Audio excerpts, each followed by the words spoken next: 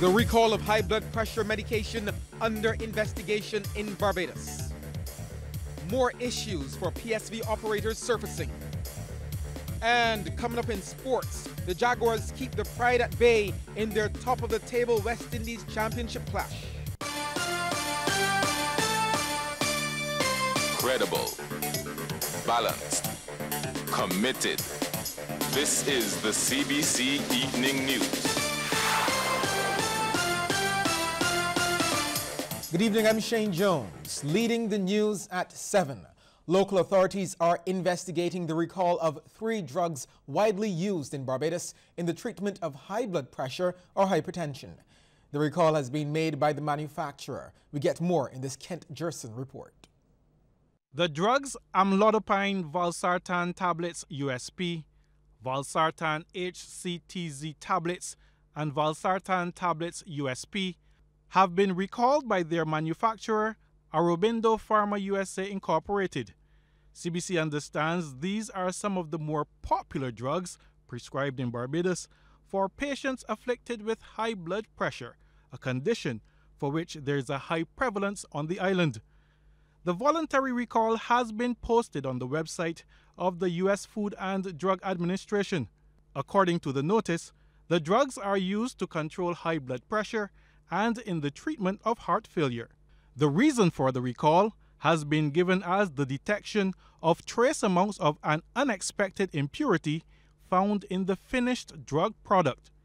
It goes on to say that while the impurity is a substance that occurs naturally in certain foods, drinking water, air pollution, and industrial processes, it has been classified as a probable human carcinogen according to the International Agency for Research on Cancer. Local authorities are investigating the situation. Kent Gerson, CBC News. Thanks, Kent. Well, Chairman of the Drug Formulary Committee, Dr. Kenneth Connell, is one of the leading voices in local efforts to deal with high blood pressure. Now, he says what needs to be determined now is the specific brand of drugs that's being used locally. The drugs are among the most popular drugs prescribed. The branded products, however, may not be the brands that are currently prescribed in Barbados. So just to use an example, amlodipine valsartan comes in several different brands. Now, one specific brand has been recalled by the U.S. Food and Drug Administration, and they're usually quite specific in their recall. This is not to say that all products of amlodipine valsartan have been recalled or are at risk. So, yes, to answer your question precisely, the drugs are all part of the treatment of hypertension here in Barbados and internationally, but the branded product may not be available in Barbados or may not even be prescribed as the tablets mentioned in the recall. Dr. Connell, who is also president of the Heart and Stroke Foundation of Barbados, says the high blood pressure remains one of the most common non-communicable diseases in Barbados. As high as 6% of the adult population may have undiagnosed hypertension, and so it represents a significant disease burden. One of the cornerstones in the management of hypertension is, of course, lifestyle interventions like salt reduction and exercise. But, of course, one important intervention is drug treatment. The drugs that you were just speaking about are some of the most commonly used in the treatment of hypertension. Well, joining us now to talk a bit more and clear up the whole recall situation is Chief Medical Officer of Health, Dr. Kenneth George. Dr. George, good evening and welcome to the set. Thank you. Okay, clear it up for us. What exactly is happening? Right, so let me just give a historical perspective and then we will move forward quickly. So about 8 months ago, it was brought to the attention of the Ministry of Health that the FDA had put some restrictions on a few of the antihypertensive drugs. These included valsartan, which are commonly used in reducing blood pressure. And the reason for that was that impurities was found in certain products containing this drug. We were sure at the time that those drugs which were being imported or being manufactured in China were not on the Barbadian market. And the impurities These were thought to be carcinogens or cancer-type particles or additives within the product, not the specific product itself, but the additives within the products. So we follow FDA. However, the Ministry of Health also relies on CARFA for information on drug quality. So not only the FDA, so that the public needs to know that we have other ways of deciding if drugs on our market are safe. And at the same time, when we had the information from the FDA on carcinogens, we also got some information from CARFA, which was worrisome to us. What was that information? That information was that these tablets were not dissolving. Dissolvability is one of the ways you test drugs. It's actually one of the first things you do to test a drug. And in the interest of caution, those drugs, we spoke to the local agents here and asked them to remove those from the shelves. So let me get this straight. The drugs that had a problem with dissolving, they were the exact same drugs that the FDA recalled? So those drugs were valsartan 160 milligrams, valsartan 320 milligrams, and a drug called Natrolix 1.5 milligrams. These are widely used antihypertensives. So the reason was not that CARFA found carcinogens. The reason was that CARFA found that one of the pre-tests they did, it didn't pass. And actually, I think it was a proactive step because they gave certain guidelines for the dissolvability, and it was close to it, but we decided to work with the agents and have those drugs removed from the market. And that's why we felt that we needed to clear it up, because the feeling is that we need to make sure that the drugs we put on the market are safe. And in doing so, Barbados cannot only rely on one agency. So I would just let the public know that there are several agencies involved in the process, the Barbados Drug Service, and we work to ensure that these drugs on the market. I think we are we are extremely reactive, and we react also to what's happening internationally, because you would imagine that these drugs are being used throughout the world. So a lot of Barbadians suffer with hypertension.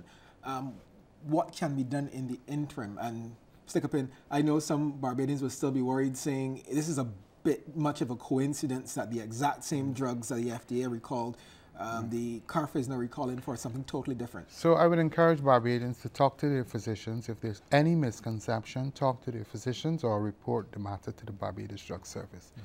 The Barbados Drug Formulary has one of the most comprehensive set of drugs in the Eastern Caribbean. I'm telling you this. And therefore, there are several options that are available in that particular class of antihypertensives.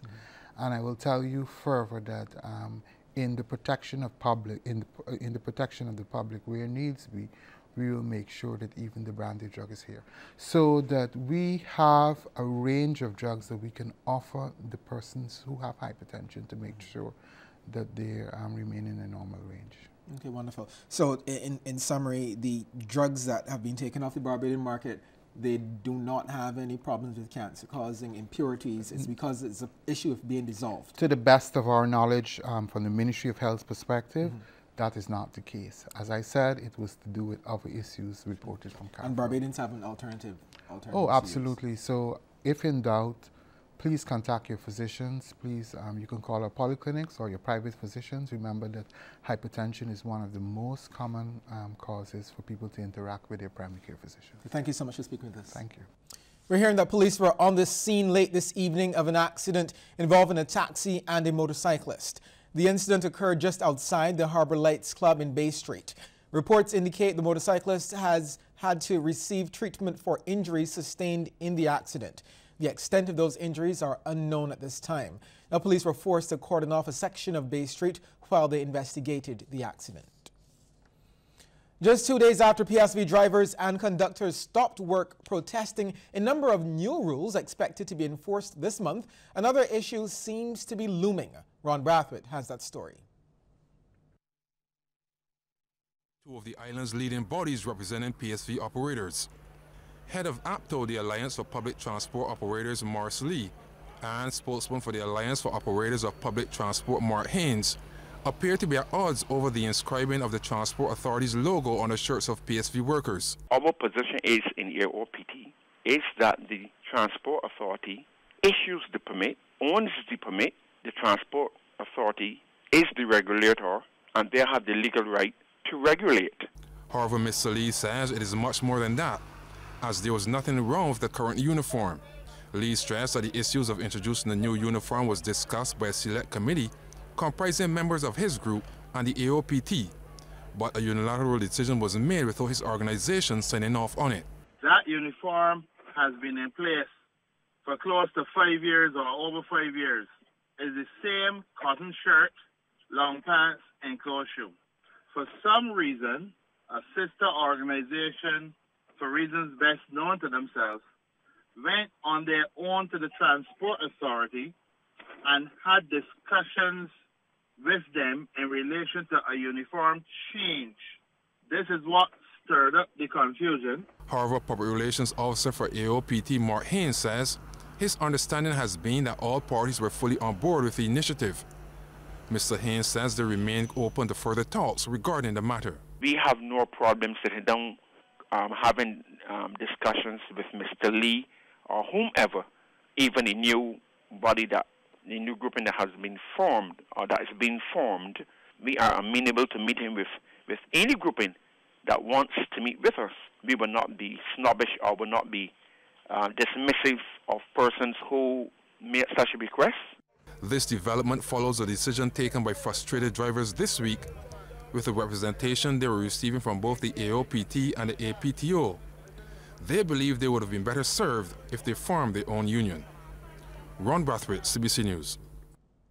Opposition leader Bishop Joseph Atherley wants to see a speedy resolution to the issues which PSV operators have raised. He says this is necessary as a prolonged impasse or future strikes will only negatively affect commuters. His comments came as more PSV operators returned to work today.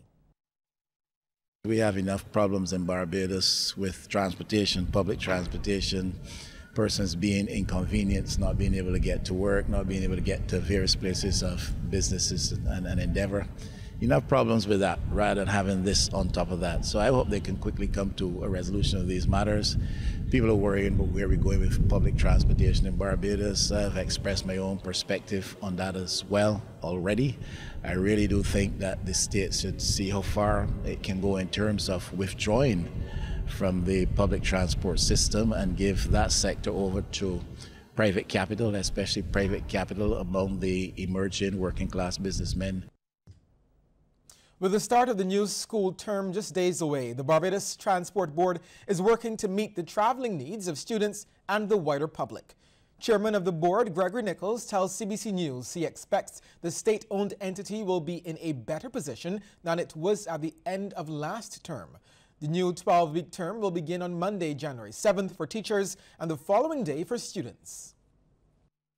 We have had a number of buses taken off the road in December and January for the annual inspection, and they have been passing these inspections to a satisfactory rate. So we believe that we should have a slightly improved number than we had at the end of the last school term coming on towards the end of November and early December. So we are not going to have, unfortunately, the desired maximum buses on the road, given the age of these buses and the time that they operate during the course of a 24-hour period. Many of these buses were for 20-hour shifts, long after these ZRs and PSVs are off the road in the off-peak hours. Our transport world buses are on the road at 1 or 2 o'clock in the mornings. Mr. Nichols admits it has been a challenge, extending apologies, especially to those in rural areas, for not meeting its scheduled services. The Transport Board is also trying to avoid a repeat of situations where children at rural schools were left stranded at times. As far as I'm concerned, there were 1 or 2 schools, largely at Granny Adams and the Law School, and that have been complaining in the past. But I haven't had any recent reports that the bus schedule is not meeting those commitments to those schools. But invariably, there will be pressures on the system because the buses that the Transport Board run in its regular scheduled services are old buses. The newest of the fleet were bought in 2006. The oldest of the fleet that we operate were bought in 1997. Government is going back to the drawing board to find answers to several problems facing vendors at the Eagle Hall Market. Minister of Agriculture Indar Weir made this announcement following a tour of the market today. Our Sharika Griffith was there. Government will be seeking a meeting with the architects and engineers of the Eagle Hall Market as it attempts to address a number of issues facing vendors there. I must first understand what they were hoping to achieve. And once I can do that, maybe we can then work on developing that. Minister of Agriculture and Food Security Indar Weir says in its present state, the Eagle Hall Market is not fit for purpose. Currently what is happening in the market, they're competing with the elements. They're competing with people who are randomly dumping garbage over here on that site. They're competing with bird droppings. And it is something that has to be managed. The minister says he's not interested in a one-day fix, but rather a long-term solution. He will be meeting with officials in his ministry on Monday before he takes the matter to cabinet. One of the things that I notice is that we need, again, good security systems around here. And people must be able to store their stuff. One lady told me that she doesn't have transportation, but she has about 4 suitcases.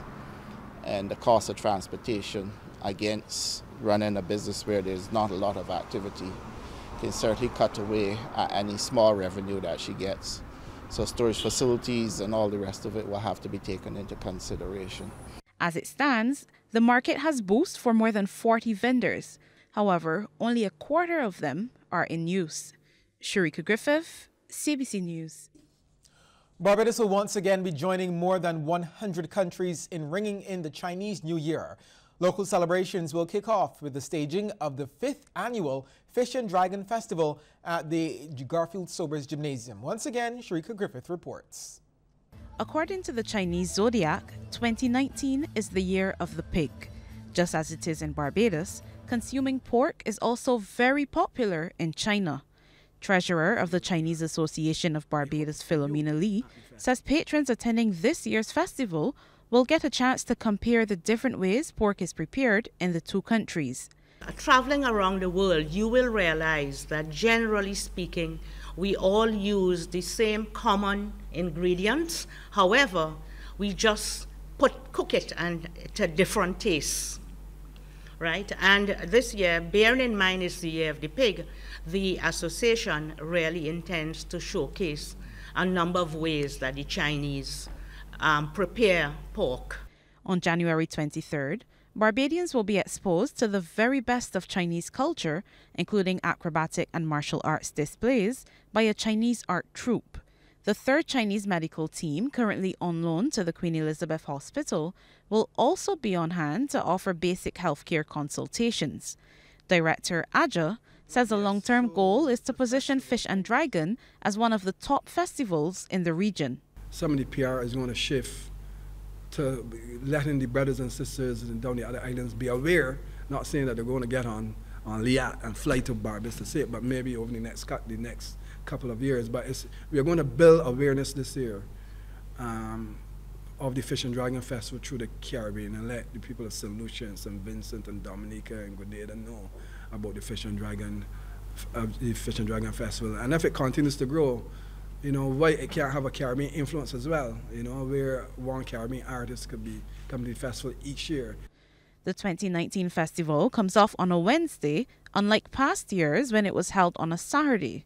Another new feature is the inclusion of a Chinese language and culture booth, which will be run by the Confucius Institute of the University of the West Indies. Our task will be to replicate a classroom such as we would have at the Carefield campus, exposing the youngsters, the young children that come in to some elements of Chinese language and culture. And as he has said also, he's covered many of the points he was going to cover, that when they leave, they'll be able to speak a few words of Mandarin and have some little understanding of Chinese culture. Last year, close to 5,000 locals attended the festival. It's hoped that number will rise this year. Sharika Griffith, Cbc News.